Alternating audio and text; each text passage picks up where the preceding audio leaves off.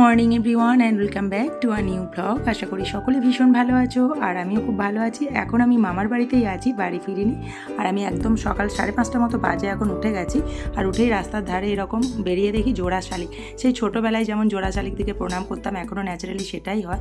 আর আমার বেরিয়ে আসার কারণ হচ্ছে এই যে দেখো সামনে এরকম হরিনাম দল বেরিয়েছে। সময় সকাল 5:30, তো এরা মোটামুটি 4:30 দিকে ভোরবেলা বেরোয়, দিয়ে গোটা গ্রাম ঘুরে এরকম মন্দিরে এসে শেষ হয় হরিনাম পালা আর কি।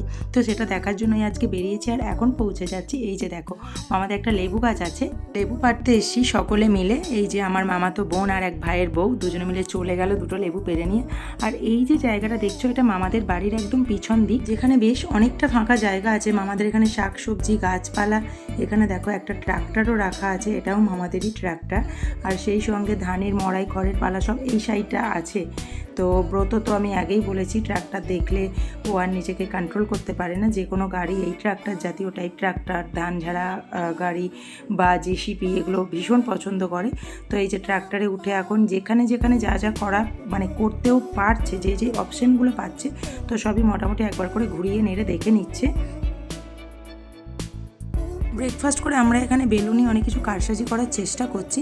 অ্যাকচুয়ালি আজ হচ্ছে কার্তিক মাসের সংক্রান্তি, আর এই দিনে আজকের দিনে অনেক বাড়িতে কার্তিক ঠাকুর দেয়, তো কার্তিক পুজো হয় এখানে। এই যে দেখো এই আমার ভাই অ্যান্ড ভাইয়ের বউকে কার্তিক ঠাকুর দিয়ে গেছে, তো সেই কার্তিকের ঘর এখানে তৈরি করা বা সাজানোর প্রচেষ্টা চলছে। আর আমি যেটুকু পারি একটু আলপনা দিতে, অল্প বিস্তর পারি, তো যেটুকু পারি সেটুকু দিয়ে একটু মানে চেষ্টা করলাম সুন্দর করে সাজানোর। যে যেভাবে পারে সে সেইভাবে চেষ্টা করলো যে আমাদের এই নতুন অতিথির সুন্দর ঘরটা যেন আরও সুন্দর হয়ে ওঠে। যে কোনো পুজোরই অনেক কিছু নিয়ম নীতি থাকে, জোগাড় আয়োজন থাকে। তো মা আর মাসি মিলে এখানে চলে এসে পুজোর সমস্ত জোগাড় করার জন্য, সমস্ত দিকটা দেখে শুনে একদম গুছিয়ে নেওয়ার জন্য। যেহেতু কার্তিক পুজো সন্ধ্যেতে হয়, তো আমরা মোটামুটি বিকেলের দিকে এখানে চলে এসে আর মাসি এখানে এই রকম শ্রীটা বানিয়েছে।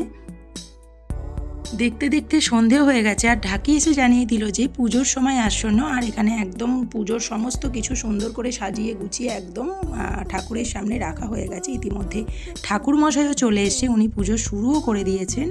গ্রামের দিকে কার্তিক ঠাকুর খুবই জনপ্রিয়। অ্যাকচুয়ালি পরিবারে নতুন সদস্যকে আনার তাগিদেই এই কার্তিক ঠাকুর দেওয়ার প্রচলন চলে এসছে অনেক দিন থেকেই, মানে আমি ছোট থেকেই এটা দেখে আসি। এখন পুজোও মোটামুটি শেষের দিকে, আর এখানে এখন আরতি হচ্ছে। আর এই আরতিটা মাথায় দিয়ে আজকের এই ব্লগটা আমি এই সুন্দর একটা মুহূর্তের মধ্যেই শেষ করছি। দেখা হবে আবার নেক্সট ব্লগে, বাই।